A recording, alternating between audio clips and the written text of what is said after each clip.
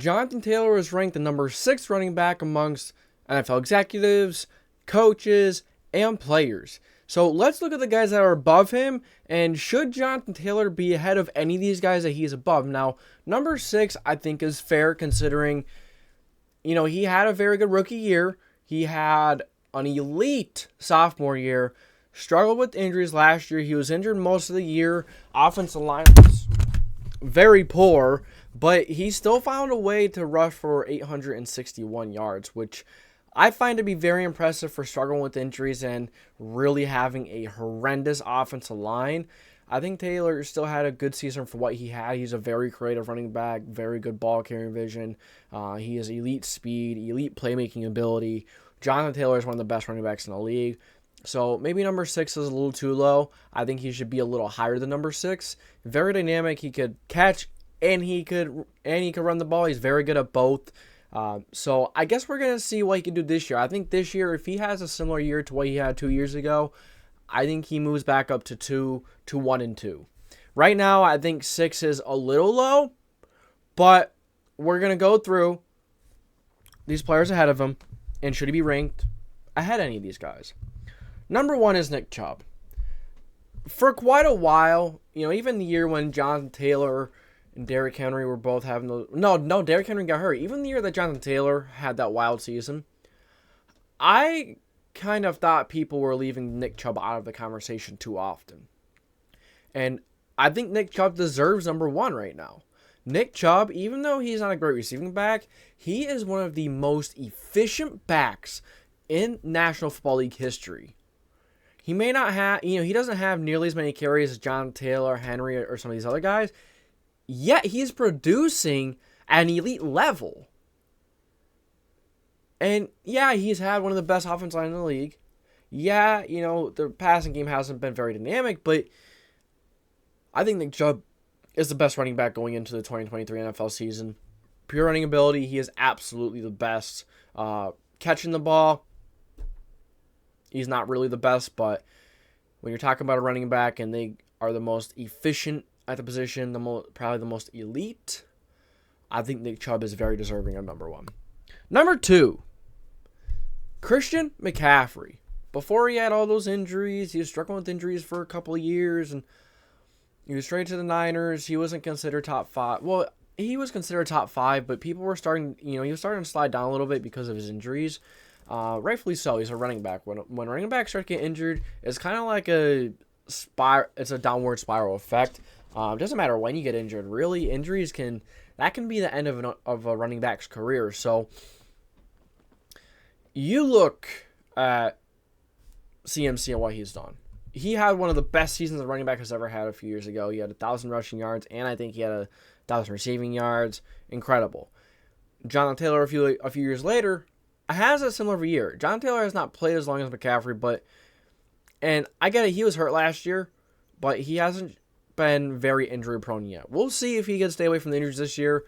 Like I said, if Jonathan Taylor has a year similar, doesn't have to be 1,800 yards. If it's 1,500 yards and 12, 13 touchdowns he rushes for, and he catches and he receives for 300-400 yards, I honestly think he's number 2 or number 1. He should be number 2 or number 1 if that happens this year. Because don't forget, JT did have injury issues last year. And he playing injured a lot of the year. And the offense line was pretty crap. Yet, he still ran for like almost 900 yards. Pretty impressive, if you ask me, for missing quite a few games and just not really being on your A game because of injuries. That's impressive. So, CMC at 2, I think it's fair. Considering he was healthy most of the year last year, and he played really well at an elite level, I think number 2 is okay for me. Number 3 is Josh Jacobs. So Josh Jacobs is one of those running backs, when he's healthy, when he is clicking on all cylinders, he is a monster. He is very difficult to tackle.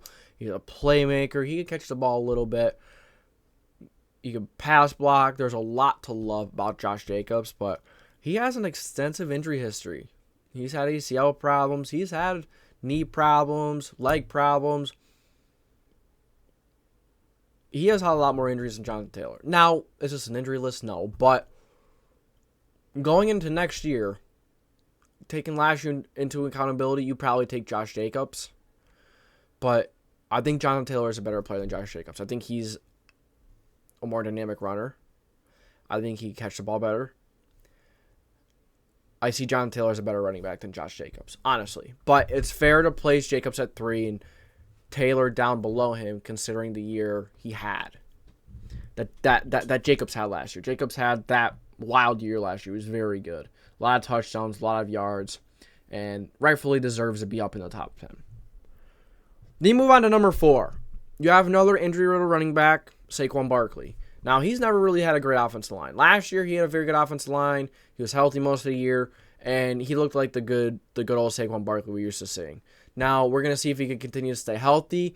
I think Barkley is okay ahead of Taylor. I'm okay with that for now. But if Taylor has another year that he did in 2018, Barkley has a 1,100, 1,200 yard season, maybe more, I think I'm still going to take Taylor over him because I think Taylor can have a little more home run ability. I mean, that's kind of false. Saquon Barkley is a very dynamic and incredible running back. I don't really need to say that. You guys know that. As a matter of fact, if he can stay healthy and the injury's going to catch up to him soon, because when healthy, the Giants do like to run the crap out of him. Although last year they didn't run the crap out of him, they kind of preserved him. They rotated some running backs in.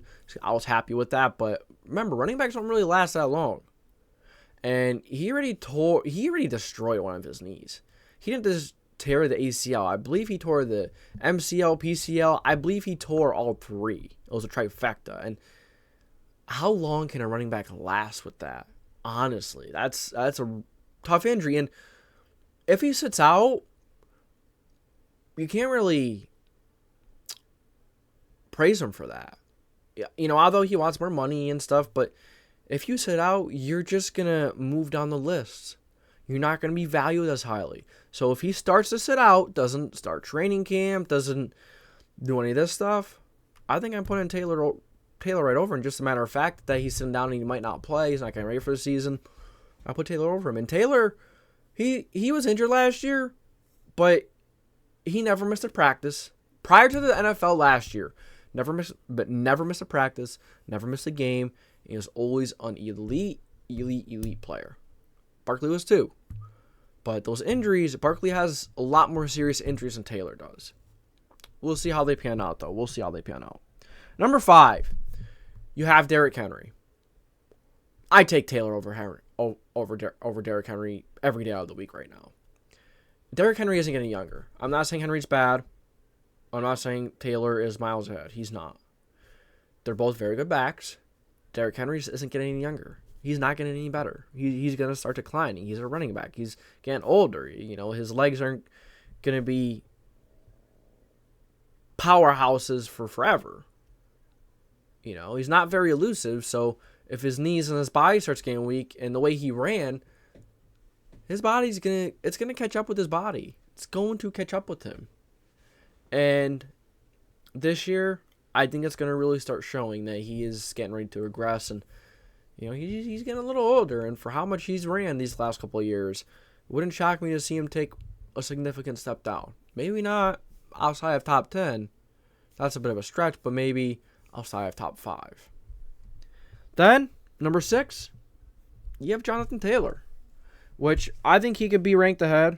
Jacobs and Barkley. No, Jacobs and Henry. I think Nick Chubb 1, CMC 2, Barkley at 3.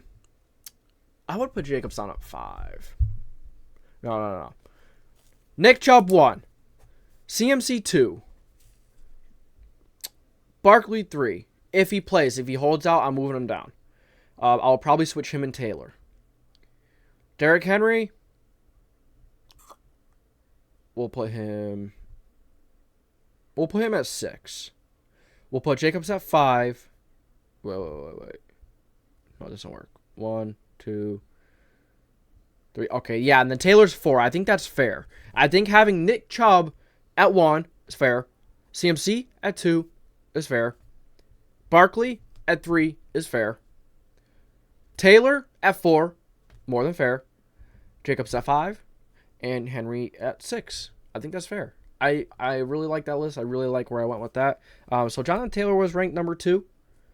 That was the highest rank from him, from GMs, players. And then the lowest was 10. I think 10 is really pushing it. I understand he had a great offensive line. It was very good. But at the end of the day, it wasn't perfect. It wasn't elite. Even the year he ran for 1,800 yards, the offensive line wasn't incredible. It was pretty good, but it wasn't elite. It wasn't out of this world. And Jonathan Taylor, I think he may be the best running back of the league at making nothing out of something. And just for how creative he is, the way he finds a way to make maybe a 2-yard loss into a 7-yard gain. And he's a good receiver. He's a great mentality, great character, great work ethic. He's a team player. I absolutely love Jonathan Taylor. And taking my bias out of it, he absolutely deserves to be in the top 5. I think he, at the very least, he should be over Derrick Henry. If you want to put Jacobs ahead of him, okay. I'm not gonna fight you that. I'm not gonna fight you. I think that's fair. Jacobs has been healthy lately, and he's been performing at a top 5 level. He's been performing at an incredible level. Now, if Jonathan Taylor can string together 2 or 3 more years, even just 1 more year of a very great, of great play, elite play, I think Taylor should be top 3. Chubb, CMC, Taylor. I'm good with that. I take it. So, I kind of want your guys' opinion on this list. Do you think it's a good list? Do you agree with me? Where do you think Jonathan Taylor should rank? Who should he be ahead? Who should he be behind? So, if you enjoy Colts football, NFL, make sure you like, subscribe, put the post notification bell on so you don't miss any future videos. This is JDW Sports Talk Show, and I will catch you next time.